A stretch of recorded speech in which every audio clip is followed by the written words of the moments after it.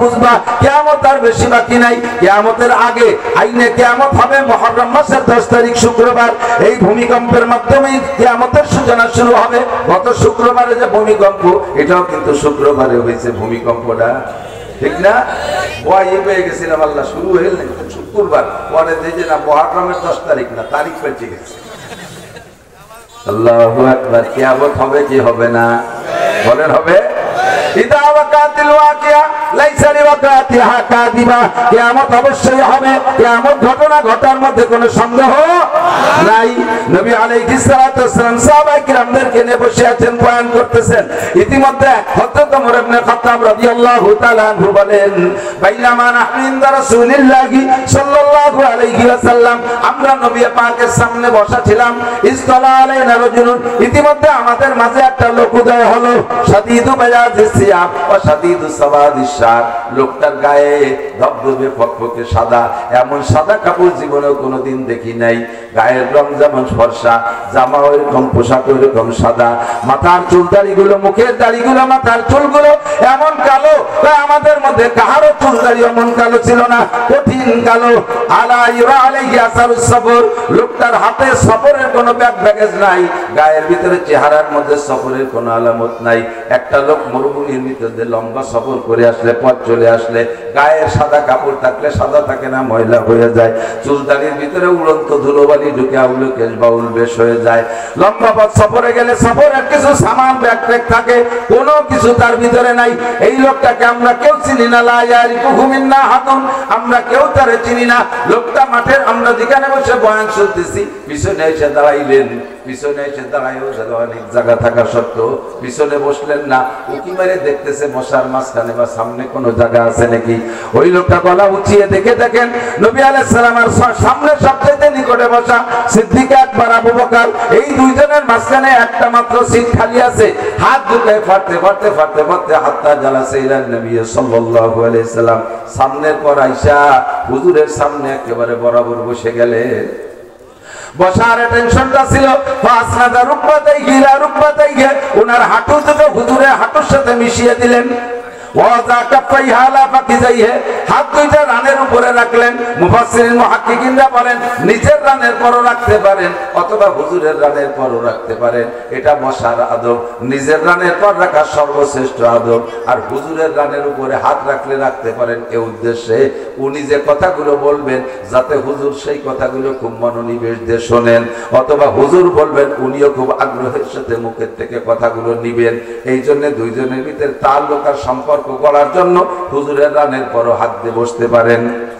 এরপরে বৈশা লোকটা ভদ্রতার সাথে জিজ্ঞাসা শুরু করলেন। 4টি জিজ্ঞাসা, 3টি বলার আমি ওদিকে যাব না। 4র্থ নম্বর জিজ্ঞাসাটা আমি হাদিসের অংশ শেষ বের করে পড়েছি। 4র্থ নম্বর অংশ জিজ্ঞাসা করেছেন, ইয়া রাসূলুল্লাহ মাতা সাআহ, হুজুর কিয়ামত কবে হবে? আগে আপনার আগে যত নবী রাসূল চলে গেছে আমি তাদেরকে বলেছি আপনারা বর্তমানে দুনিয়া আছেন, একদিন দুনিয়া থাকবে না, দুনিয়াটা ধ্বংস হয়ে যাবে। এই দুনিয়া ধ্বংসের মধ্যে কোনো সন্দেহ নাই। ইদা ওয়াকাতিল ওয়াকিয়া লাইসা লিওয়াকাতিহা কাযিবা, দুনিয়া ধ্বংস হবে, কিয়ামত হবে, এর মধ্যে কোনো সন্দেহ। আমি সব নবীকে বলার পরে নবীরা বলতেন আমাকে জিবরাইল মাতা সা কিয়ামত কবে হবে? আমি তো তা বলতে পারি না, কারণ আল্লাহ পাক নিজেই বলেছেন ইন্নাল্লাহা ইনদাহু ইলমুস সা, 5টা জিনিস আল্লাহ পাক হাতে রেখেছেন। হাজারো জ্ঞান মানুষকে দিয়েছেন, 5টা জিনিস আল্লাহ হাতে রেখেছেন। 1 নম্বরে ইন্নাল্লাহা ইনদাহু ইলমুস সা, কিয়ামত কবে হবে, ধ্বংস কবে হবে, এটা কেউ আল্লাহ জানাই নাই, কোন নবী রাসূলকেও জানাই নাই, আমি জিবরাইলকেও বলে নাই। কিয়ামত কবে হবে, যে ইসরাফিলের সিংহার বুকে দুনিয়া ধ্বংস হবে, সেই ইসরাফিল আলাইহিস সালামকে কোনো সাল তারিখ বলে দেওয়া হয় নাই। ইন্নাল্লাহা ইনদাহু ইলমুস সা, কিয়ামতের তারিখ আল্লাহই জানে। ওগো নবী, আমি কোন নবীরে বলতে পারি নাই। আপনি কিছুদিন আগে মেরাজে গিয়েছিলেন, আল্লাহ পাকের সামনে বসে অনেক গোপন তথ্য সংগ্রহ করে নিয়ে আসছেন। আপনি কি জানেন মাতা সা, কিয়ামত কবে হবে? নবী পাক জবাব দিলেন, মাল মাসউলু আনহা বিআলামা মিনাস সাইল। ভাই জিবরাইল, ভাই রে, যেই ব্যাপারে তুমি জিজ্ঞাসা করছো তোমার চাইতে আমি একটুও বেশি জানি না। অর্থাৎ কিয়ামত কবে হবে তুমিও যেমন জানো না, আমি ওরকম জানি না। এবার জিবরাইল বললেন, ওই ভদ্রলোক জিবরাইল যেহেতু বারবার আসতেছে বলেই বললাম, ভদ্রলোকের নাম জিবরাইল। উনি এবার হুজুরকে বলতেছেন, হুজুর কিয়ামতের নির্ধারিত তারিখ বলতে পারেন না, ঠিক আছে, তবে আমার ইমারাতুহা তার পূর্বাভাস কি বলতে পারবেন? জল আসবে তার পূর্বাভাস বলা হয়। আরে এটা বিভিন্ন প্রকার বৃষ্টি বাদল আসবে তার পূর্বাভাস বলা হয়। টন্ডের নার্গিস আইলে আসবে পূর্বাভাস বলা হয়। কিয়ামত আসবে তার পূর্বাভাস কি দুই একটা বলতে পারবেন? হুজুর বলেন, হ্যাঁ তা আমি জানি, এগুলো আমাকে আল্লাহ পাক জানাই দিয়েছে। এক নম্বরে হুজুর বলেন, আনতালিদাল আমাতু রাব্বাতাহা। খেয়াল, আনতালিদাল আমাতু রাব্বাতাহা, যখন দেখবা দুনিয়ায় বান্দির পেটে প্রেসিডেন্ট পয়দা হয়, বান্দির পেটে প্রেসিডেন্ট পয়দা হয়, বান্দির বাচ্চা চেয়ারম্যান হবে, বান্দির বাচ্চা মেম্বার হবে, বান্দির বাচ্চা উপজেলা চেয়ারম্যান হবে, বান্দির বাচ্চা এমপি হবে, বান্দির বাচ্চা মন্ত্রী হবে, বান্দির বাচ্চা বড় অফিসার হবে, আরে বান্দির বাচ্চা জাতিসংঘের মহাসচিব হবে, বান্দির বাচ্চা সারা পৃথিবীকে পরিচালনার কাঠি ঘুরাবে। এরকম যখন তোমরা দেখবা, কারণ দুনিয়াটা হলো একটা গাড়ি, গাড়ি চালানোর জন্য ড্রাইভার লাগে। ড্রাইভার যদি দক্ষ হয় তাহলে গাড়িটা সুন্দরভাবে চলে, আর ড্রাইভার যদি অদক্ষ হয়, ড্রাইভার যদি অযোগ্য হয় তাহলে তার হাতে গাড়িতে ধাক্কা খায়, খাতে পড়ে, খালে পড়ে, অ্যাক্সিডেন্ট করে। কথা বলেন ঠিক কি ঠিক না? দুনিয়া নামক এই গাড়িটাকে চালানোর জন্য আল্লাহ পাক যোগ্য যোগ্য ড্রাইভার শুরু থেকে তৈরি করে পাঠিয়েছেন। সর্বপ্রথম ড্রাইভার আদম আলাইহিস সালাম, এরপরে ড্রাইভার শীস আলাইহিস সালাম, তারপরে মাহলাইল আলাইহিস সালাম, তারপরে ইদ্রিস আলাইহিস সালাম, তারপরে নূহ আলাইহিস সালাম, এরপরে ইব্রাহিম আলাইহিস সালাম, এরপরে ইসমাঈল আলাইহিস সালাম, এরপরে ইসহাক আলাইহিস সালাম, ইয়াকুব আলাইহিস সালাম, ইউসুফ আলাইহিস সালাম, সুলাইমান আলাইহিস সালাম, মুসা আলাইহিস সালাম, দাউদ আলাইহিস সালাম, সুলাইমান আলাইহিস সালাম, ইদ্রিস আলাইহিস সালাম, সুলাইমান আলাইহিস সালাম, এরপরে হযরত ঈসা আলাইহিস সালাম, আখেরি ড্রাইভার নবুয়তের সিরিয়ালে মুহাম্মদুর রাসূলুল্লাহ সাল্লাল্লাহু আলাইহি ওয়াসাল্লাম। এই সমস্ত ড্রাইভারকে আল্লাহ পাক আরশে আজিমে বসাইয়া রূহের জগতে প্রশিক্ষণ দিয়া দুনিয়া চালানোর জন্য পাঠিয়েছেন। নবী আলাইহিস সালামের সিরিয়াল শেষ হয়ে যাওয়ার পরে Abu Bakr driver, Omar driver, Usman driver, Ali driver, Muawiya driver, Omar ibn Abdul Aziz driver, Badshah Shahjahan driver, Badshah Alamgir driver, এই সমস্ত দামি দামি আল্লাহ ওয়ালারা যতক্ষণ পর্যন্ত এই দুনিয়ার গাড়ি চালানোর ড্রাইভিং করেছেন, অতদিন পর্যন্ত দুনিয়াটা সুন্দর চলছে, গাড়িটা ভালো চলছে।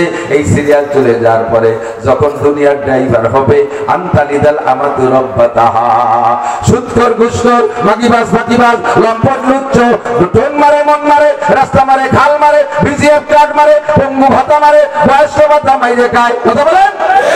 ব্রিজ মারে, কালভার্ট মারে, রাস্তার পিস্টুয়া মেরে খেয়ে ফেলায়, কারেন্টের খাম্বা তার সহ কিনে খেয়ে ফেলায়। এইরকম মারিংম্যান, ফাঁকিবাজ, ধোঁকাবাজ, লম্পট, এরা যখন দেশের স্টার্টিং ধরবে, এই গাড়ির স্টার্টিং ধরবে, তখন এ গাড়ি আর রাস্তায় চলবে না, বারবার ধাক্কা খাবে, ভূমিকম্প হবে, ভূধস হবে, অগ্নিবৃষ্টি হবে, অনাবৃষ্টি হবে, অতিবৃষ্টি হবে, জলোচ্ছ্বাস হবে, মানুষের চেহারা বিকৃত হয়ে যাবে, আবহাওয়া গরম হয়ে যাবে, সবকিছু অনিয়ম হয়ে যাবে। এগুলো সব নিয়ে খাদে পড়বে, তাই ছাড়া আর কিছু না। আনতালিদাল আমাতু রাব্বাতাহা, ইযা উসিদাল আমরু ইলা গায়রি আহলিহি ফান্তাযিরিস সাআ।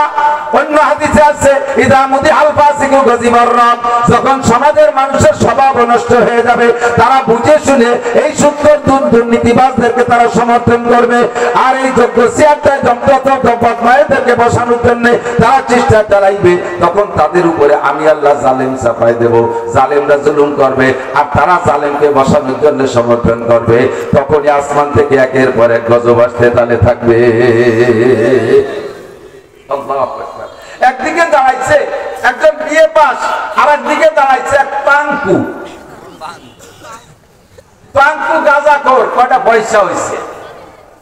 কতক্ষণ? বিএ পাস ভদ্রলোক, হাই স্কুলের হেডমাস্টার, কলেজের প্রফেসর, সে ভোট পায় না। পাঙ্কু গাঁজাখোর, গাঁজা খাওয়া লাগে পয়সা দিয়ে, ভোট কামাই করে ফেলাইছে। নাম ও তার বোতল, নাম কি? বোতল। মার্কা কি? বোতল।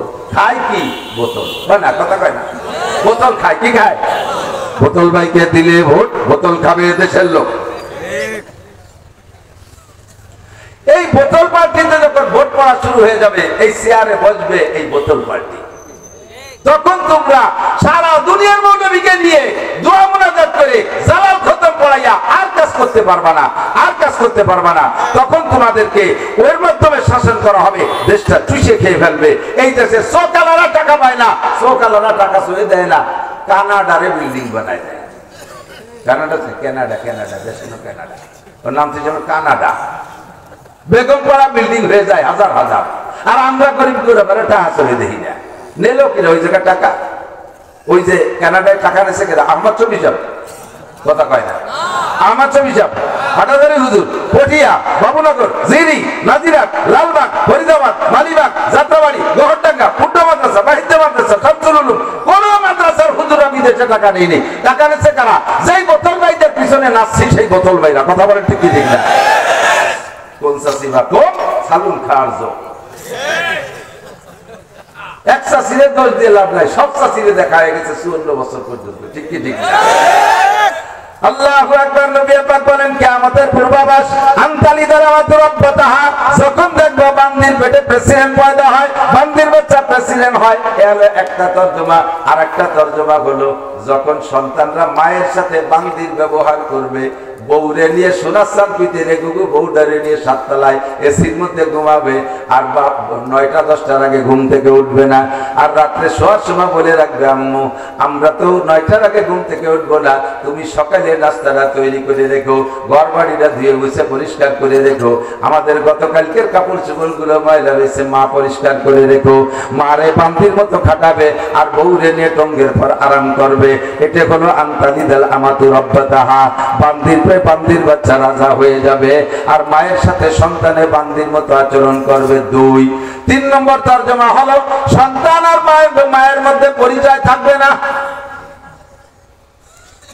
বান্দির সাথে যেমন যৌন মিলন করা যায় যাচ্ছে স্ত্রীর মতো, স্ত্রীকে যেমন ব্যবহার করা যায় বান্দিকে ওইরকম ব্যবহার করা যায়। এমন একটা সময় আসবে মানুষের ভিতরে রেশতাদারিতে পরিচয় ঠিক থাকবে না। সন্তানে যাই মাকে বিয়ে করবে, অথবা সন্তানে মায়ের সাথে বান্দির মতো আচরণ করবে। এই কথাটা যখন পড়তাম তখন বুঝতাম না, ইদানিং কালে বর্তমান কালে বাংলাদেশে বুঝিয়ে দিচ্ছে। আল্লাহু আকবার। পার্কের ভিতরে বিভিন্ন ভাবে ঘোরাফেরার ভিতর দিয়ে যে কোনো ভাবে খোদা প্রদত্ত ভাবে গর্ভ ধারণ করে ফেলাইছে, আসমানি ভাবে। এই বাচ্চা রাখবে কোন জায়গায়? বাচ্চার বাপের পরিচয় নাই, বাপ তো হারাই গেছে। গর্ভ যখন ফুরে গেছে, বাচ্চা ডেলিভারি হওয়ার মতো সময় এসে গেছে, ডেলিভারি যে কোনো ভাবে হয়ে গেছে, বাচ্চাগুলোর ডাস্টবিনের মধ্যে ফেলাই রাখতেছে। পেপার পত্রিকায় আপনারা খবর জানেন, পেপার পত্রিকায় যারা দেখেন, সংবাদ দেখেন, ঢাকা শহরের ডাস্টবিনের মধ্যে একটা জীবিত বাচ্চা পাওয়া গেছে। কুত্তই তার ঠ্যাং কামড়ায় ধরে নিয়ে যাচ্ছে, ওইটা মানুষের সামনে পড়ছে, মানুষে ধরে নিয়ে ওইটারে লালন পালন করে বড় করছে। ওর মায়ের আর ওই বাচ্চার সাথে খবর নাই, ওর মা তো এখনো পার্কে যা করার তাই করে বেড়াচ্ছে।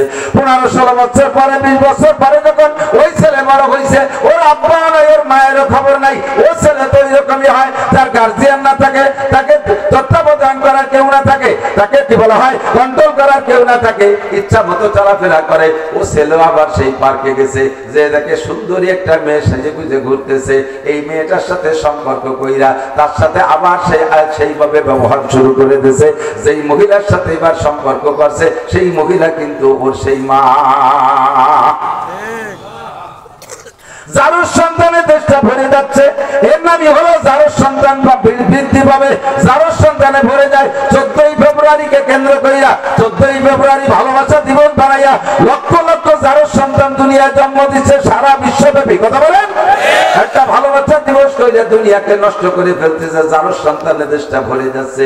এটাই হলো আনতালিদাল আমাতু রাব্বাতাহা। 2 নম্বর হলো ওয়া আনতারাল হুফাতাল উরাতাল আলাতা রিয়া আশা ইয়াতাতাওয়ালুনা ফিল বুনিয়ান। নবী পাক বলেছেন 1500 বছর আগে যখন এরকম দেখবা, যখন এরকম হবে, তখন বুঝবা দুনিয়ার 12টা বাজে গেছে, যে কোনো সময় ধ্বংস হতে পারে। 1500 বছর আগে হুজুর বলছেন যখন এরকম হবে। এখন কি বলা লাগবে যে আর হবে? এখন তো হবে না, হচ্ছে। একটু জোরে বলেন, হবে না, হচ্ছে। আর কি সামনে বাকি আছে? না রানিং হয়ে গেছে? অবশ্যই সব রানিং হয়ে গেছে। এরপরে হুজুর বলেন ওয়া আনতারাল হুফাতাল উরাতাল হুফা মানে খালি পায়, হাফি মানে খালি পায়। এমন এমন গরিবের বাচ্চা গরিব, একটা সময় জুতো স্যান্ডেল পাই নাই পরনের জন্য, খালি পায়ে ঘোরাফেরা করছে। ওয়ান্তারাল হুফাতাল উরা, পর্যাপ্ত পরিমাণ পোশাক পাই নাই, খালি গায়ে ঘোরাফেরা করছে। শীতের সময় পর্যাপ্ত কাপড় পাই নাই, আগুন জ্বালাইয়া সেখান থেকে হিট নেছে, গায়ে হিট নেছে, তাপ নেছে, এভাবে জীবন যাপন করছে। হুফাতাল উরা তাল আলা, এরপরে ক্ষুধার্ত, বাড়ি বাড়ি যে যে চারটে চারটে পান্তা পানি চেয়ে চেয়ে খাইছে, এমন গরিবের গরিব। আলাতা রিয়া আশা, এবং কোন যোগ্যতা না থাকার কারণে, সার্টিফিকেট না থাকার কারণে ভালো কোনো চাকরি পায় নাই, মানুষের বাড়ি রাখালি করে বেড়াইছে। ছাগলের রাখাল, গরুর রাখালি, বাৎসরিক ভাবে রাখালি করত, বাৎসরিক ভাবে রাখালি ছিল। আপনারা মুরব্বীরা বলেন, একসময় আপনাদের বড় বড় ভালো ভালো ফ্যামিলিতে বাৎসরিক ভাবে রাখাল রাখতেন, মনে আছে নাকি? একটু পিছনের দিক হাত দিয়ে দেখেন, যারা এলাকায় ভালো ভালো পরিবারের ভিতরে রাখাল থাকতো, সেই সমস্ত রাখালদের অবস্থা কি? এখন তারা বড় বড় উঁচু উঁচু বিল্ডিং বানায়, পাল্লা দিচ্ছে। চারটে ভাতের জন্য দাঁড়ে দাঁড়িয়ে ঘুরছে, পর্যাপ্ত পোশাক পাই নাই, পায়ে একটা স্যান্ডেল নাই, শীতকালে পাও ফাইটে পাইলে ভাঙ্গির মতো সৌসির হয়ে যাইতো। এই বাড়ি বাড়ি চেয়েছে, চারটে পান্তা পানি খেয়ে বেড়াইছে। হঠাৎ করে আঙ্গুল ফুলে কলা গাছ, আঙ্গুল ফুলে কলা গাছ। সে এখন আপনাদের আমাদের সব জায়গায় আছে, সারা বাংলাদেশ জুড়ে লম্বা লম্বা উঁচু উঁচু বিল্ডিং এর পাল্লা দেয়। যেই বাড়ি চাকর ছিল সেই বাড়ির বিল্ডিং ছিল দোতলা, ও পয়সা আমার সাথে সাথে বিল্ডিং বানাইছে চারতলা। ওই বাড়ি দোতলা থাকলে আমারটা হবে চারতলা। উনার গাড়ি কয়খান? 5 খান, আমার হবে 10 খান। উনার কি গাড়ি? নরমাল ট্রাক, আমার হবে ডিস্ট্রিক্ট ট্রাক। উনার কি গাড়ি? উনার কি বাস? উনার লোকাল বাস, আমার হবে পরিবহন। উনার কয়টা ট্রাক কি বলা হয়? গার্মেন্টস আছে, 5টা আছে, আমার হবে 10টা। এমন করে সম্পদের পাল্লা চলবে, ইবাদত বন্দেগীর পাল্লা থাকবে না, নামাজ কালামের পাল্লা থাকবে না, ধর্মীয় দিক দিয়ে পাল্লা থাকবে না, জিকিরের পাল্লা থাকবে না। কখনো কথা বলবে না ও নামাজ পড়ে কি পরিমাণ, 5 ওয়াক্ত, আমি পড়বো আরো 5 ওয়াক্ত বেশি, আমি নফল পড়বো, ইশরাক পড়বো, আফিন পড়বো, চার্জ পড়বো, তাহাজ্জুদ পড়বো, আমি বাদাত সওয়াল পড়বো। এমন করে নামাজের পাল্লা দেবে না। ও কেমন করে ইবাদত করে? ও এক চিল্লা দেশে, আমি 3 চিল্লা দেবো, এই চিল্লার পাল্লা থাকবে না। ও কি করে? কোরআন শরীফ পড়তে পারে না, খালি নামাজ পড়ে, আমি কোরআন শরীফ পড়া শিখবো, এই পাল্লা থাকবে না। ও কি করছে? উমরা করছে, আমি হজ করবো, এ পাল্লা থাকবে না।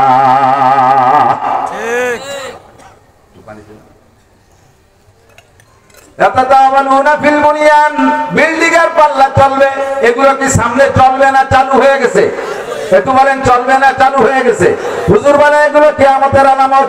এই কিয়ামতের আলামতের মধ্যে নবী পাক বলেন আরো 15টা আলামত আছে।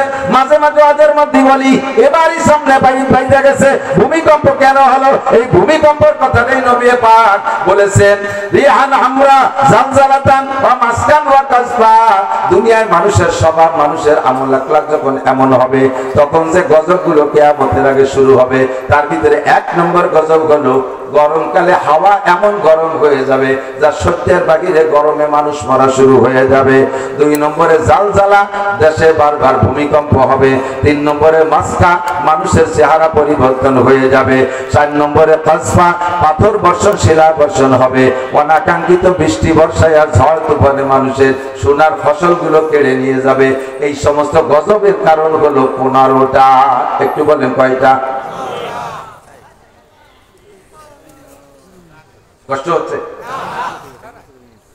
আল্লাহ 15টার ভিতরে 1 নম্বর হুজুর বলেন, ইজাতু কিদাল ফাই উদাওয়ালা। যখন দুনিয়ার মানুষ, কোন দেশের মানুষ, ইজাতু কিদাল ফাই উদাওয়ালা, যুদ্ধে বিজয়ী সম্পদ, আমার দিক, যুদ্ধে বিজয়ী সম্পদকে যখন নিজের দৌলত মনে করবে।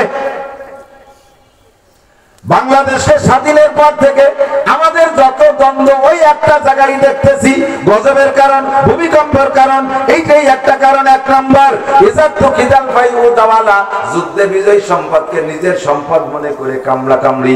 এক দল কয় আমরা স্বাধীন করছি, আর এক দল কয় আমরা ঘোষণা দিছি। এই স্বাধীন আর ঘোষণা নিয়ে 2 দলের কামড়া কামড়িতে সারা বাংলাদেশের 18 কোটি মানুষ অস্থির। ভূমিকম্প কেন হয়? যত দৃষ্টান্ত মৌলবীদের উপরে 10 কয়। আগে এত হুজুরও ছিল না, এত হাসাব গজবও ছিল না। দেখি হুজুর ভাই যে হাসাব গজব আছে, এই কথাটা ফিরাউনি কথা। এই কথাটা কি কথা? ফিরাউন 300 বছর পর্যন্ত রাজত্ব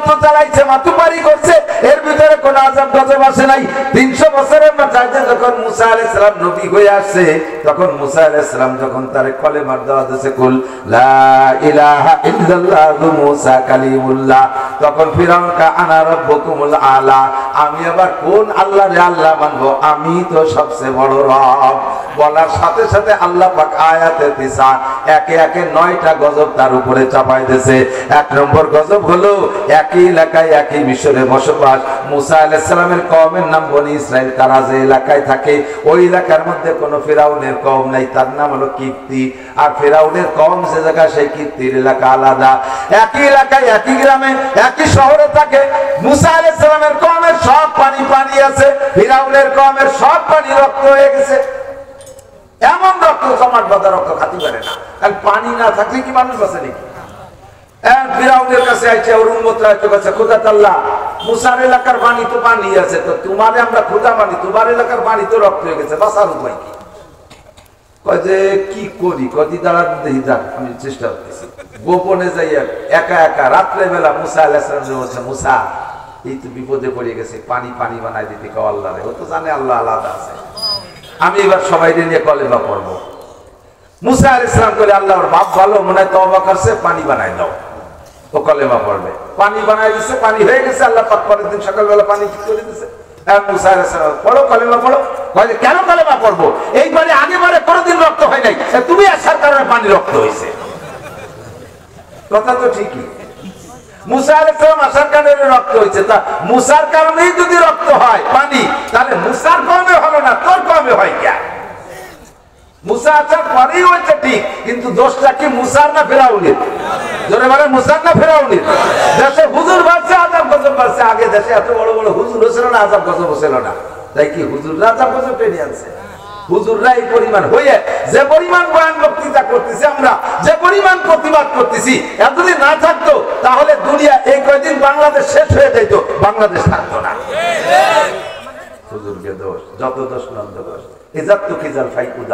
আমরা কোন হুজুর এদেশকে ওইভাবে নিয়ে কামলা কামলি করি না, বলি না যে এটা আমরা করছি, এটা আমরা করছি, ওটা আমরা করছি। হ্যাঁ, বললে আমরাই বলতে পারি, এই উপমহাদেশ থেকে ইংরেজকে তাড়ানোর যে আন্দোলন, এটা উলামায়ে কেরাম সর্বপ্রথম শুরু করেছে।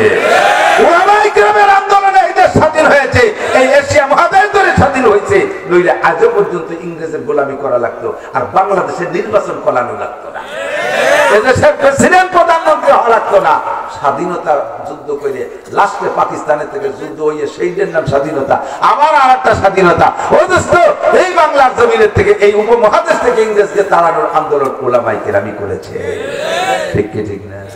কিন্তু আমরা সেভাবে দাবি করি না, আমরা বলি সকলে মিলে মিশে তাই ঈমান আমলের সাথে থাকি, যাতে কোনো জয় ঝামেলা না হয়। ঠিক কি ঠিক না?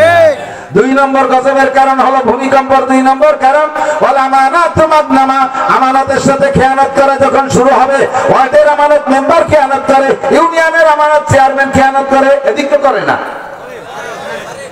বিজিএফ কাট করতে যে পয়সা নেয়, বয়স্ক ভাতা করতে পয়সা নেয়, বিধবা ভাতা করতে পয়সা নেয়, কে পয়সা নেবে? কেন বিধবা ভাতা করে দেবে, পয়সা কেন নেবে?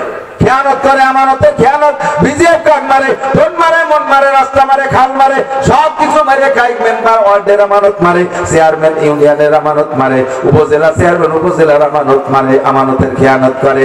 আর এমপি সাহেব তার সিটের খেয়ানত করে, মন্ত্রী সাহেব তার মন্ত্রণালয়ের আমানতের খেয়ানত করে। কথা বলেন, স্কুলের আমানত যার কাছে আছে সে খেয়ানত করে, মসজিদের আমানতকে সে আর খেয়ানত করে। যখন আমানতের খেয়ানত শুরু হবে, তখন ভূমিকম্প শুরু হবে, মসজিদে বৃষ্টির জন্য দোয়া হবে। সেক্রেটারি এলান দিয়েছে, সবাই বসবেন, জুমার নামাজের পরে মসজিদে দোয়া হবে। কতদিন বৃষ্টি হয় না, সবাই বসবে। এর মধ্যে একজন দোয়া আরবে কোন হুজুর, এর বুতু বেচার মতো চোখ পাকাইছে, দোয়া আরবে কোন হুজুর? কেন দিয়েছে? কারণ সেই হুজুর আছে, বাহিরের হুজুর মাঠে যে আমাকে নিয়ে ইস্তেসকার নামাজ পড়ছি, সেই জায়গাকে বৃষ্টি বৃষ্টি বাড়িয়েছি, আর সেই হুজুর আছে। এখন হুজুর প্লাস্টিকের বদনা, প্লাস্টিক। আগের হুজুররা কাঁসার বদনায় ফুটির তলা ফুলি বার হয়ে যাবে, আর এখন হুজুর প্লাস্টিকের বদনাও, কাঁসার বদনা আছে নি কোনো ভাই? কোন হুজুর দোয়ার বিয়াদবি করলো কে? কয় কি যে মোল্লাগে মসজিদের কেশিয়া, তো ও জায়গা আছে কি? উনি তো 4 শুক্রবার আমাকে এনে নামাজ পড়ে। কেন? ওনার কাছে ক্যাশের টাকা হয়েছে মসজিদে, সেইটা উনি এই মাইয়ে বিয়ে দিছে, পরে মসজিদের কাজ করবে, সেই সময় টাকা দিতে পারতেছে না বলে রাগারাগি বাদে আমাকে মসজিদে নামাজ পড়ে। আর এই নুস্য এ কয় কি যে কোন হুজুর দোয়া হবে। এই যে বৃষ্টি বন্ধ হয়েছে এটা তোর কারণ হয়েছে, কথা বলেন না কেন? তোর কারণ হয়েছে। আমার একটা বদনা দাও, আমি ফু দেবো, এখনো তলা খুলিয়ে যাবে। একটা বদনা কাঁসার দাও তো, কাঁসার বদনা আগের হুজুরা ফু দিলি, বাইদের হুজুর ফু দিলি খুলিয়ে যেত, তলা বের হয়ে যেত। পুড্ডার হুজুর তলায় ফু দিলি, বদনার তলা বের হয়ে যেত।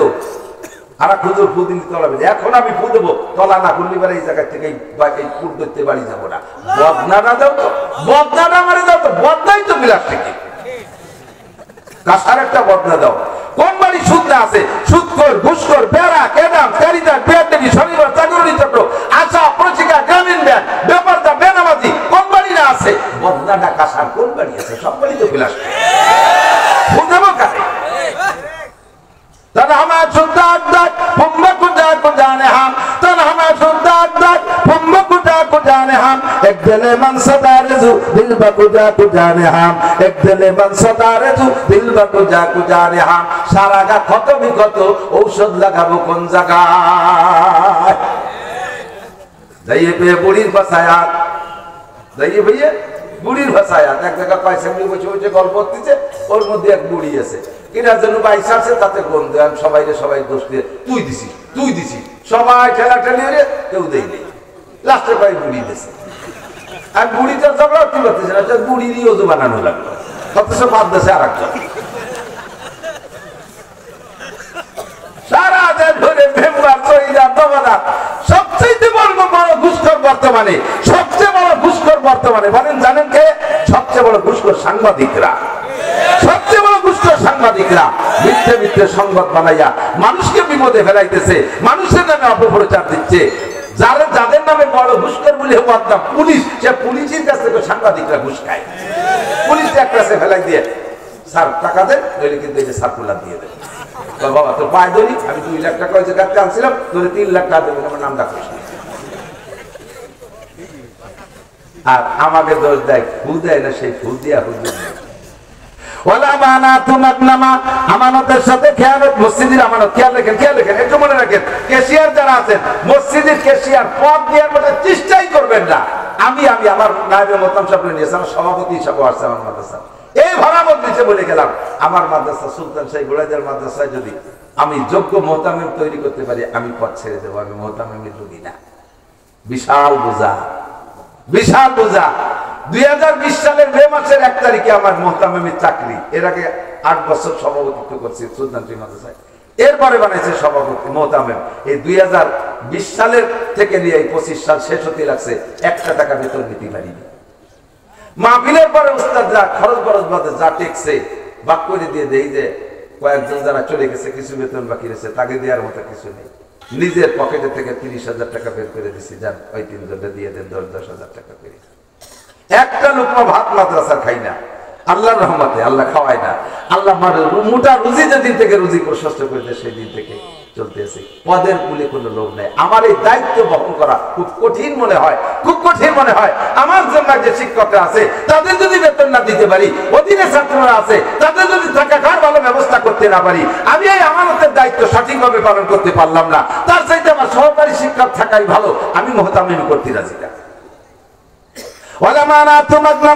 আমানতের সাথে গনিমতের ব্যবহার করবে যখন, তখন তোমারই কারণে ভূমিকম্প হবে, ভূধস হবে, অগ্নিবৃষ্টি হবে, অনাবৃষ্টি হবে, অতিবৃষ্টি হবে, জলোচ্ছ্বাস হবে, যত আযাব গজব তোমার কারণে হবে। যখন আমানতের সাথে খেয়ানত চলবে। 2 নম্বর ওয়াযাকাতু মাকরামা, ভূমিকম্পের 3 নম্বর কারণ, যখন উম্মতের যাকাতকে জরিমানা মনে করবে। যাকাত নগদ টাকা 5.5 ভরি রূপার দাম, অথবা 7.5 তোলা স্বর্ণের টাকা, যা এই স্বর্ণের দাম যা, এই পরিমাণ ক্যাশ যদি আপনার দোকানে থাকে, ব্যবসার মধ্যে থাকে, ব্যাংকে জমা থাকে, অথবা ঘরের মধ্যে থাকে, নগদ এই পরিমাণ টাকা থাকলে 40 ভাগের 1 ভাগ যাকাত দেওয়া ফরজ। ওই 40 ভাগের 1 ভাগ সারা বছর আপনি পুরো টাকা ব্যবহার করছেন। কথা কি বোঝা যাচ্ছে? একটু পাতলা করে আপনার 1 লক্ষ টাকা আছে, সারা বছর আপনি যেমন খুশি ব্যবহার করতেছেন, কোনো সমস্যা নেই। ইদানিং 1 লাখ টাকায় যাকাত হয় না। 5.5 ভরি রূপার দাম মিনিমাম 1,05,000 টাকা। আপনার দোকানে দোকানে পুঁজি আছে 1,05,000 টাকা ধরে নেন, এই দোকান বেচা কিনা করছেন সারা বছর, তাতে লভ্যাংশ বের করে সংসার চালাইছেন, পুরো দোকানের সব টাকা যদি খেয়ে ফেলেন বছরের মধ্যে আল্লাহ পাক আপনার পর হস্তক্ষেপ করবে না। 365 দিন চলে গেছে এভাবে, কিন্তু 366তম দিন যে যখন আপনার দোকানে হিসাব করে দেখা গেল 1,05,000 টাকা আছে, প্রত্যেকে 1,02,500 আর 5,000-এর 40 ভাগের 1 ভাগ কয় টাকা হয়? এই কয় টাকা আপনার খাওয়া হারাম, আপনার দোকানের টাকা আপনার ব্যবহার করা হারাম। ওই টাকা বের করার আগ পর্যন্ত দোকানের কোনো মাল আপনি ব্যবহার করতে পারবেন না, কারণ প্রত্যেক 1 টাকার মধ্যে 2.5 পয়সা রয়ে গেছে, প্রত্যেক 1 টাকার মধ্যে 2.5 পয়সা রয়ে গেছে আপনার হারাম টাকা। এই হারাম টাকাকে আপনি ব্যবহার করতে পারবেন না, আপনার নিজের টাকা ব্যবহার করতে পারবে না, 40 ভাগের 1 ভাগ বের করে দিতে হবে। যদি বাংলাদেশের পয়সাওয়ালারা তাদের যাকাতগুলো সঠিকভাবে বের করে দিত, আসমানি রহমত পরিমাণ মতো বৃষ্টি নাজিল হতো, সময় মতো রৌদ্র হতো, জল বৃষ্টিতে ফসল নষ্ট হয়ে যেত না, ক্ষুধার গজব আসতো না। যদি মানুষের যাকাতগুলো সঠিকভাবে দিত, একটা মাদ্রাসায় এই লিল্লা বোর্ডিং এর জন্য চিন্তা করা লাগতো না, গরিব মিসকিনরা এই ব্যারাকা কারিতাসের থেকে গ্রামীণ ব্যাংকের থেকে সুদে লোন নেওয়া লাগতো না। যাকাতের টাকা সঠিকভাবে বন্টন করে দিলে সমস্ত গরিব স্বাবলম্বী হয়ে যেত। ব্যবস্থা সেভাবে না করিয়া থানায় থানায় লিখে গেছে সাইনবোর্ড একাখান, ভিক্ষুক মুক্ত, ফকির মুক্ত বলমারি, ফকির মুক্ত সালতা, ফকির মুক্ত নগরকান্দা। আমি গেছি ফকিরহাট, ফকিরহাট বাগেরহাটে একদিন থানার নাম জানা ফকিরহাট, বাসে আমার গাড়ির নামে গাড়ির দাঁড়াই ওখানে একটু নামে চা খাই, তা চা খাইতে নামছি, নামার সাথে সাথে দিতে দুটি খুঁটি, খুঁটি দুটি দিয়ে উপর দিক চাইছি, দেখছি একখান সাইনবোর্ড, ওতে লেখা ফকির মুক্ত ফকিরহাট। ফকির মুক্ত ফকিরহাট আমি পড়িও শেষ করতে পারিনি, এর মধ্যে ফকিরহাটটা আছে আমার বাবার 10 টাকা আছে। আমি বেটা এই যে কিলা ফকির মুক্ত ফকিরহাট, এই সাইনবোর্ডের তলে দাঁড়ায় তুমি বই চা চাও, কল যে লাগছে সে পরিবার একদম আমার 10 টাকা লাগবে যাও। ফকির মুক্ত ফকিরহাট লেখলেই ফকির মুক্ত হয়ে যায় না, শতভাগ বিদ্যুতায়িত লেখলেই বিদ্যুতায়িত হয়ে যায় না। কথা বলেন? সকালে কারেন্ট থাকে না, বিকেলে কারেন্ট থাকে না, লোডশেডিং এর পর লোডশেডিং, আর খালি সাইনবোর্ড লেখলেই হয়ে যায়। যখন জরিমানা মনে করবা মৌসুমি ফসল, মৌসুমি ফসল এদিক দেখেন, নগদ টাকার যাকাত একরকম, আর মৌসুমি ফসল আমাদের হানাফি মাযহাবে মা খারাজা মিনাল আরদে, যা জমিনের থেকে উৎপাদন হবে। 1 কেজি পেঁয়াজও যদি হয় তবুও তার 40 ভাগের 1 ভাগ, 1 মণ পেঁয়াজও যদি হয় তার 40 ভাগের 1 ভাগ দিতে হবে। যে ফসল যেমন ফলাইতে তার পিছনে যেমন খরচ, তার থেকে ওষুধ সেভাবে দিতে হবে। যেই ফসলের পিছনে কোনো খরচ নাই, 1 বিঘা জমিতে বাঁশ লাগাই তারে সার ওষুধ কীটনাশক পানি দেওয়া লাগে না, বাঁশের চাষের জন্য কিছু দেওয়া লাগে না, কোনো লাগাইতে হয়ে যায়। কথা বল, এই বাঁশও আপনার 40 বাঁশের ভাগ দিতে হবে, 10টায় 1টা, বছরের শেষে 10টা বাঁশের 1টা ভাগ গরিবকে দিয়ে দিতে হবে, 10টা বাঁশের 1টা। যদি আপনি না দেন আল্লাহ পাক রেখে দিতে পারে। সুন্দর সুন্দর করলি হয়ে কেবল মাথা বের হয়েছে, হালকা একটা জ্বর সাইজে মাথাগুলো ভেঙে সব মাথা বানাই দেবে। বারে বারে 10টা বাঁশের 1টা বাঁশ। আম বাগান বানাইছেন, ওরা আম বাগানের 20 ভাগের 1 ভাগ দিতে হবে। আপনাদের আমাদের দেশে কলাই বুনাই নাকি জানি না, আমাদের যদি কলাই ফসল বুনাই, কলাই মুসুরি, এর পিছনে সার ওষুধ কীটনাশক পানি দেওয়া লাগে না, শুধু বুনাই রেখে আসে আর সময় মতো কাইটে নিয়ে আসে, এর 10 ভাগের 1 ভাগ দিতে হবে। আপনাদের পেঁয়াজের পিছনে যথেষ্ট পরিশ্রম আছে, 40 ভাগের 1 ভাগ দিতে হবে। পাটের পিছনে যথেষ্ট পরিশ্রম আছে, 40 ভাগের 1 ভাগ দিতে হবে। আর ধানের পিছনে যথেষ্ট খরচ আছে, ওরও 40 ভাগের 1 ভাগ দিতে হবে। 40 ভাগের 1 ভাগ বের না করে মুখস্থ আপনি সব খরচ করবেন, ওর ভিতরে গরিবের হক থাকার কারণে আপনারও হালাল না। যখন আমরা সুন্দর করে বলবো, বুঝাই দেবো, তখন এটাকে জরিমানা মনে করবে, আমার ক্ষেত্রে বছর আমি যা খুশি তাই করবো, হুজুররা পাম্পটি দিয়ে দেওয়ার জন্য মশলা খাওয়া মানে। আবার যখন ধান পাট কালেকশনে যাই, ধান দেয় কোন সাইজে, ধান পেঁয়াজ দেবে যত কাটা পেঁয়াজ, কুচো পেঁয়াজ সেইগুলো দেবে, ধান দেবে আগাইলে মাইনে খেলিও দান, সিটে দান। আল্লাহু আকবার। আল্লাহ পাক রব্বুল আলামিন বলেন, এই সিটে দান আর আগাইলে দান দিলে কিরম লাগে আগামীবার দেখাই দেব। আগামীবার ধান যখন ফুলে বেরোইছে, ফুল বেরোইছে, হালকা একটা বাতাস দিয়ে ফুল ঝরে গেছে, এবার ধান সিটে হয়ে গেছে। 1 বিঘা জমিতে 30 মণ 40 মণ ধান হইতো, কাটি আইনে মলম মেলার পরে মাড়াই করার পরে ধান সে গাতি সেরকম হয়েছে, কিন্তু বলই দেখে 30 মণ সিটে আর 5 মণ হয়েছে ধান। লম্বা একটা হাই ছেড়ে কয়, আল্লাহ বুঝলো না।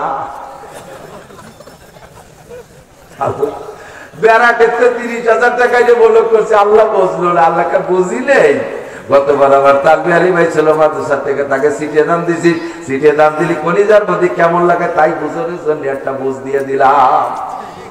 ওয়াযাকাতু মাগরামা বেড়ে যাচ্ছে কথা, শুধু হেডলাইন বলে চলে যাব। 4 নম্বর হলো ওয়াতুল্লিমানি গায়রিদ্দিন, মুসলমানরা যখন সন্তানদেরকে দিন শিক্ষা দেবে না, সব দুনিয়ার শিক্ষার পিছনে পাগল হবে, ইংলিশ মিডিয়ামে পড়াবে, এই সালতানগর কান্দার স্কুলে পোষায় না, ফরিদপুর শহরের স্কুলে পড়াবে, ঢাকার স্কুলে পড়াবে, কেজি কিন্ডারগার্টেন হাজার হাজার স্কুল কলেজ হবে, কিন্তু মাদ্রাসা হবে না। মাদ্রাসা থাকলেও সেখানে সন্তানদেরকে দেবে না। যদিও সন্তানদেরকে দেয়, খেয়াল করি, মাদ্রাসায় পড়বে একদল, পড়বে একদল, পড়বে না তা না, পড়বে একদল, কিন্তু উদ্দেশ্য খারাপ। শুধু প্র্যাকটিস করতেছে, গজলের প্র্যাকটিস, কণ্ঠের প্র্যাকটিস, বয়ানের প্র্যাকটিস। কি বা কেন? হাফিজুর রহমান সিদ্দিকী ওয়াজ করে, বাপরে বাপ, ডেলি রাত্রে দিন জমায় 3 লাখ টাকা, ওয়াজে অল্প পরিশ্রমে মোটা ইনকাম, এই জন্যই করতেছি দুনিয়া কামাই করে মোটা টাকা কামাই করব, হেলিকপ্টারে উঠবো, লাখ লাখ টাকা কামাই করব। আলেম হবা, তোমার বয়ানে দেশের মানুষ হিদায়াত পাবে, কিন্তু তোমার ওই এলেমের দ্বারা ফায়দা হবে না। তুমি ভূমিকম্পের কারণ। দিন শিখবা দুনিয়া কামাই করার জন্য। কওমি মাদ্রাসায় পড়বে না, সেই মাদ্রাসায় পড়লে সার্টিফিকেট হয়, সেই মাদ্রাসায় পড়বে, যেই মাদ্রাসায় পড়লে সরকারি সার্টিফিকেট হয়, সেই মাদ্রাসায় পড়বে। এর নাম হলো দিন শিখা দুনিয়ার উদ্দেশ্যে।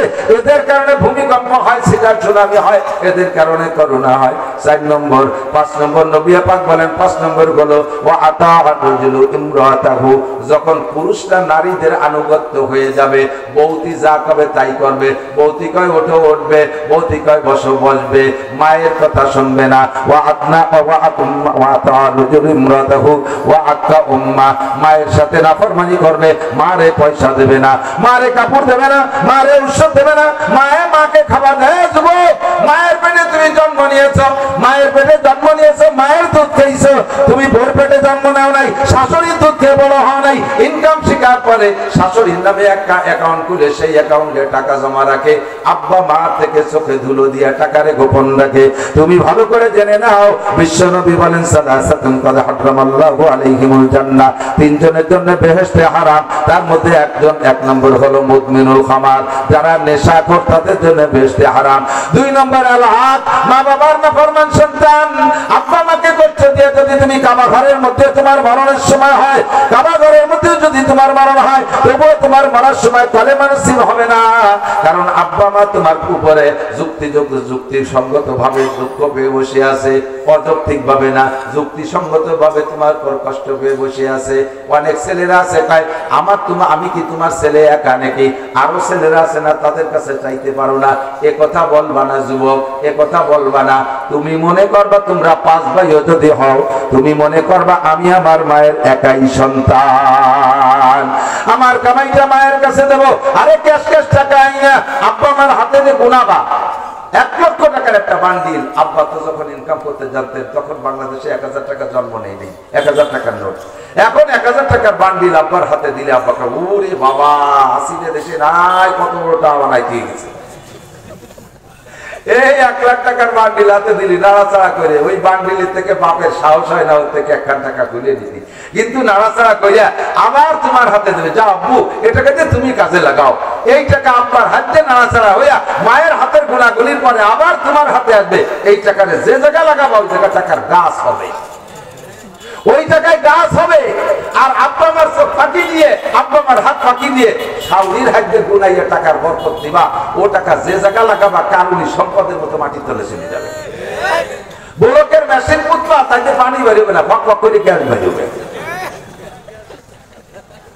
ওয়াদনা সাদিকাহু ওয়া আকসাবা, কিয়ামতের আলামত নবী পাক বলেন, ভূমিকম্প আর ঘূর্ণিঝড়ের কারণ কি? নবী পাক বলেন ওয়াদনা সাদিকাহু ওয়া আকসাবা, বন্ধু বান্ধবের পিছনে হাজার হাজার লক্ষ লক্ষ টাকা খরচ করবে, কিন্তু আব্বার লুঙ্গি কিনে দেবে না। আব্বা একটু তবলিগে যাইতে 5000 টাকা চাইলে সে সময় টাকা থাকে না, চার দোকানে বসে পিঠাগিরি দেখায়, মিষ্টির দোকানে বসে হাজার হাজার টাকা নষ্ট করে, নির্বাচনের 5 লক্ষ লক্ষ টাকা খরচ করে, অথচ আব্বার জন্য ঔষধের টাকা জোটে না। এই তোর কারণে দুনিয়ার ভূমিকম্প হয় আর গজব হয়। এরপরে হুজুর বলেন 4 আর 8 9 নম্বরে হলো হুজুর বলেন ওয়াজাহারাতিল আসওয়াতু ফিল মাসাজিদ, বড় বড় মসজিদ হবে মাসাজিদুহুম মুতাআমিরাতুন ওয়া হিয়া খারাবুন আনিল হুদা, মসজিদ বানাইয়া পাল্লা দেবে।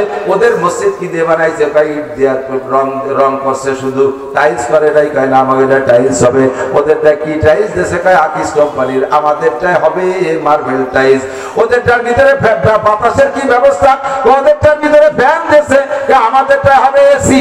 ওদেরটাই কি ফ্যান দেশে? 52 ইঞ্চি ফ্যান দেশে। আমাকে হবে হেলিকপ্টার সাইজের ফ্যান। দেখছেন হেলিকপ্টারের ফ্যান, বড় বড় ফ্যান, এক ফ্যানে সারা মসজিদ। যদি না দিয়ে দেয় বাংলা ঈদগাহ মাদ্রাসা মসজিদে দেখবেন নিক্সন চৌধুরী ফ্যান পাঠাচ্ছে, তার এক একটা ফ্যানে এক একটা হেলিকপ্টার উড়তে পারে। পাল্লা চলবে মসজিদ বানাইয়া। ওদের মসজিদে নরমাল কার্পেট, আমাদেরটা হবে মখমল, গালিচা হবে 1 ইঞ্চি। এইভাবে পাল্লা চলবে, কিন্তু মসজিদের ভিতরে মুসল্লি থাকবে না। ফজরের আজান দিলে ইমাম, মুয়াজ্জিন আর পুরো একজন মুসল্লি ছাড়া মুসল্লি নাই। ওয়াক্তের নামাজে কোন কোন মসজিদে আজানের ব্যবস্থা থাকবে না। এইগুলো হলো কিয়ামতের আলামত, ভূমিকম্পের কারণ। যেগুলো বলছি সামনে হবে না, সব রানিং হয়ে গেছে। একটু জোরে বলেন, চলছে কি চলছে না? এরপরে হুজুর বলেন এই তিনটে ইম্পর্টেন্ট, ভেরি ভেরি ইম্পর্টেন্ট তিনটে। এরপরে হুজুর বলেন ওয়াসাদাল কবিলাত ফাসিকুহুম, কওমের নেতৃত্ব দেবে, মেম্বার হবে, চেয়ারম্যান হবে, মাতুব্বার হবে, এমপি হবে। কারা? সাদাল কবিলাত ফাসিকুহুম, ফাসিকরা হবে কওমের নেতা। ফাসিক কাকে বলে? যে রেগুলার বুঝে বুঝে কবিরা গুনাহ করে, দাড়ি কাটে ফাসিক, নামাজ পড়ে না ফাসিক, রোজা রাখে না ফাসিক, হজ ফরজ হইছে করে না ফাসিক, যাকাত ফরজ হইছে করে না, আদায় করে না ফাসিক, বউ বাচ্চারে পর্দা রাখে না ফাসিক, নিজেকে পর্দা করে ফাসিক। আল্লাহু আকবার। নামাজ কালামে তার ধরে না, সুদে কারবার করে ফাসিক, ঘুষের কারবার করে ফাসিক, দুর্নীতি করে যে ফাসিক। এই সমস্ত দুর্নীতিবাজ ফাসিক ফুজ্জাররা যখন কওমের নেতা হবে, তখন ভূমিকম্প হবে, কারণ ড্রাইভার নষ্ট হইয়া গেছে। ওয়াসাদাল কবিরাত ফাসিকুহুম। এরপরে হুজুর বলেন মাকানা জাইমুল কওমে আরজালাহুম, কওমের চিন্তাবিদ হবে। জাইম মানে চিন্তাবিদ। কওমের মাতুব্বারি করবে কারা? আরজালাহুম। আজ থেকে 30 বছর আগে যারা এই মাঠে খেত খাবারে কিষেন কামলা দিয়ে বেড়াইছে, পরের বইতে পিএস লাগাই বেড়াইছে, পরের জমির পাট কেটে বেড়াইছে, এই সমস্ত কিষেনরা হঠাৎ করে আঙ্গুর ফুলে কলা গাছ, বিশাল ধনী ছেলে একটা আমেরিকা চলে গেছে, মাসে 5 লাখ টাকা পাঠায়। হঠাৎ করে আঙ্গুর ফুলে কলা গাছ, সালতার থানা সদরের ভিতরে বড় বিল্ডিং, ফরিদপুর শহরের বিল্ডিং, ঢাকা শহরে জায়গা রাখা শুরু হয়ে গেছে। এই সমস্ত মূর্খ অশিক্ষিত কিষেনরা যখন হবে সমাজের মাতুব্বার, এরা হবে মাতুব্বার। অমুক মাতুব্বার না থাকলে মানবে কি বলা হয়, সালিশ হবে না। এইরকম মূর্খরা যখন কওমের নেতৃত্ব দেবে। এরপরে হুজুর বলেন উকরিমার রাজুলু মাকাবাতা শাররিকি। এই ভাই আমার দিক তাকান, উকরিমার রাজুলু মাকাবাতা শাররিকি, মানুষকে সম্মান করা হবে তার ক্ষতির ভয়ে। যদি সার না কই, মাতুব্বার না কই, কাকা কাকা কই না ডাকি, নেতা কই না ডাকি, আবার কোন কেসে ফেলাইয়া মামলায় ফেলাই দেবে, কোন বিপদে ফেলাই দেবে, কোন কেসের মধ্যে ফেলাই দেয়। এই ভয়ে তারে সম্মান করা লাগে। নইলে সে যে সাইজের মানুষ, তারে পাও দিয়ে লাইথনিয়া পার ইজ্জত যায়। কথা বলেন, লাইথনিয়া পার ইজ্জত যায়, অথচ তারে বস সেলুট দিয়া লাগতেছে। কারণ যদি সেলুট না দেয় কোন বিপদে ফেলাই দেয়। এইটা কি বাকি আছে না চলছে? এটা বাকি আছে না চলছে? তাহলে দাইয়ে বুড়ির পাশে হাত দিয়ে লাভ নাই। যত হুজুর তত আপদ বিপদ, সবকিছু হিসেব করে দেখেন কারা। আল্লাহর কসম এই জাতীয় সমস্যা হুজুরদের মধ্যে একটাও নাই, দিনদার মানুষের মধ্যে একটাও নাই। কথা বলেন, সবগুলো ওই সাইজের। এরপরে হুজুর বলেন ওয়াজাহারাতিল মাআজিফ ওয়াল কায়নাত, বাদ্যযন্ত্র এমন বাড়বে, মুসলমান নিজেদের ধর্মীয় প্রোগ্রামে মধ্যে পর্যন্ত বাদ্যযন্ত্র নিয়ে আসবে। ইদানিং দেখেন, ইউটিউব খুলে দেখেন, যত ইসলামিক সঙ্গীত আছে, ইসলামিক সঙ্গীতগুলো, ইসলামিক সঙ্গীতরাই কণ্ঠশিল্পী বিভিন্ন গোষ্ঠী বানাইছে, বলরং গোষ্ঠী, আরো কারা কারা গোষ্ঠী আছে। এই গোষ্ঠীতে যত গান গজল গায়, ধর্মীয় গান, প্রত্যেকটা গানের ভিতরে চালায় দেখেন বাজনা মিক্সার আছে না নাই? মুসলমানের বিয়ের অনুষ্ঠানে বাজনা ডেক্সের বক্সের বাজাইয়া এই বিবাহের অনুষ্ঠানটা নষ্ট করে ফেলে। বিবাহের অনুষ্ঠানের ভিতরে যদি বাজনা বাজানো হয়, ওই বিয়েতে বরকত থাকে না, ওই বিয়ের ভিতরে খোদার গজব আসে। আল্লাহু আকবার। এদের কারণে ভূমিকম্প হয়। অশরী বাতিল খুমুর 14 নম্বরে হুজুর বলেন, যখন দেশে মাদক বেড়ে যাবে, যুবকরা মদ খাবে স্বাভাবিকভাবে ওপেনে, মদ, গাঁজা, অ্যাবা, ফেন্সিডিল। আপনাদের এদিক এগুলো চলে না? এদিক আছে গাঁজা? বাবা খায়, বাবা এদানি বলে আঠা খায়। সুবহানাল্লাহ। আমি ঢাকা গেছি মুন্সিগঞ্জ হজ করতে যাওয়ার পরে একজন এসে হুজুর নতুন আর একটা খাবার দাবার হয়েছে। সেটা কি যে শূন্য গু পুড়াইয়া দুমনির নিশা হয়। আমি বললাম আল্লাহ তোমার পায়ে ধরি, এটা আপাতত শূন্য গু খাইয়ে থাকে, যাক কয়েকদিন পর কাঁচা গু না খায়, নিজে পায়খানা করে না খায়, হারামখোর নেশাখোর, এগুলো বেড়ে যাবে। আজ থেকে 10-20 বছর আগে এত শুনি নাই কথা কন। এখন যেভাবে ওপেন হয়ে গেছে, আঞ্চলিকভাবে ডিলার হয়ে গেছে, ঘরে ঘরে দাঁড়ে দাঁড়ে পৌঁছায় দিচ্ছে। আল্লাহ হেফাজত করে। এগুলো তোমাদের কারণে ভূমিকম্প। 15 নম্বরটা বলে শেষ করে দেই। 15 নম্বর হুজুর বলেন শেষকালে কিছু পণ্ডিত বের হবে, যেই পণ্ডিতরা আগের মহামনীষীদের লোকমা দেবে। কি আবু হানিফা কাফের ছিল, আবু হানিফা মুশরিক, ইমাম শাফি লেখাপড়া জানতো না, আহমদ ইবনে হাম্বল কিছু জানে না, ইমাম মালিক মূর্খ লেখাপড়া জানে না, লেখাপড়া জানে জাকির নায়েক, লেখাপড়া জানে আব্দুর রাজ্জাক বিন ইউসুফ, লেখাপড়া জানে যত পাঙ্কু পাঙ্কু আহলে হাদিস আলারা, দুইখান ছটি বই পড়ে বহুত বড় বড় আলেম হইয়া যায়।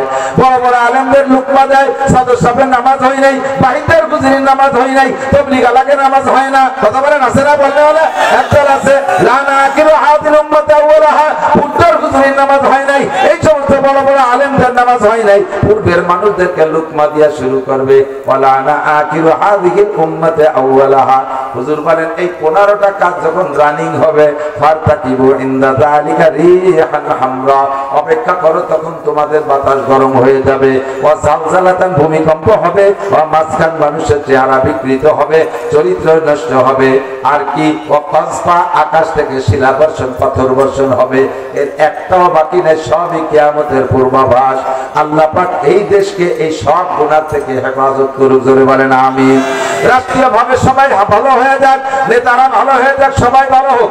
আমরা এখানে যারা বসা আছি, এই যে 15টা দোষ বলছি, এর 2-1টা আমাদেরও কেরকের মধ্যে আছে না নাই? কথা কন না কে? আছে না নাই? আমরা যার মধ্যে যে কয়টা আছে সেই কয়টা থেকে এক্ষুনি তওবা করে ফেলি। আস্তাগফিরুল্লাহ বলে, আস্তাগফিরুল্লাহ। মুখে আস্তাগফিরুল্লাহর সাথে অন্তরটারে তৈরি করেন, আমি জীবনে কোনোদিন এই গুনাহগুলো করব না। আস্তাগফিরুল্লাহ, আস্তাগফিরুল্লাহ আল্লাযী লা ইলাহা ইল্লা হুয়াল হাইয়ুল কাইয়্যুম ওয়া আতুবু ইলাইহি।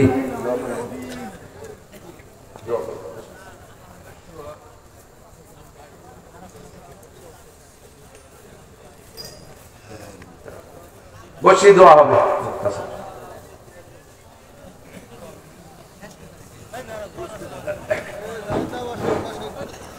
আপনারা অল্প সময়ের জন্য বসেন। ভোট কত আয় কত গাড়ি খালি